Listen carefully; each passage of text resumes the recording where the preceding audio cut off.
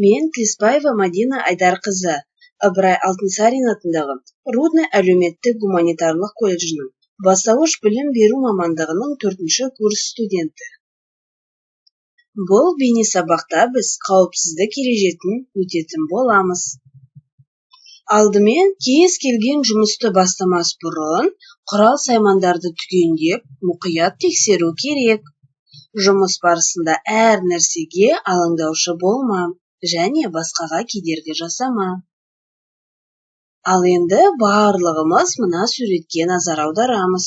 Бұл жерде бізге қайшымен жұмыс істеу қауіпсіздігін есімізге түсіру үшін сурет берілген.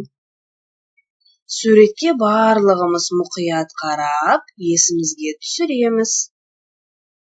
Жарайсыңдар.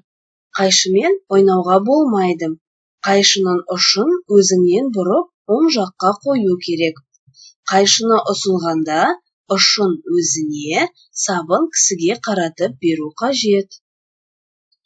Әрі қарай желім. Желімді пайдаланған кезде жұмыс орнына салфан немесе қағаз төсе. Желімді қылқаламмен көп іліп алма. Және қылқаламды арнаулы орынға қой. Келесі бізде жиі қолданатын ине. Инені киіміне шаншыма.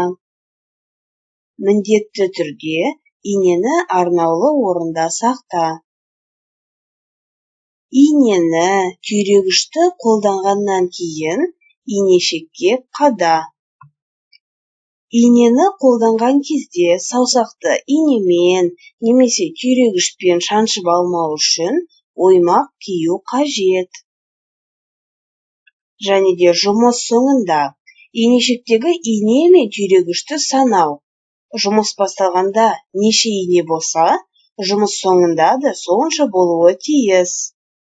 Және соңында жұмыс үстелін жинау қажет. Қауіпсіздік ережесі түсінікті болса, алдағы уақытта мұқият болыңдар, құралдармен ойнамаңдар. Ендеше алдағы уақытта осы ережелерді ұмытпайық. Сау болыңдар.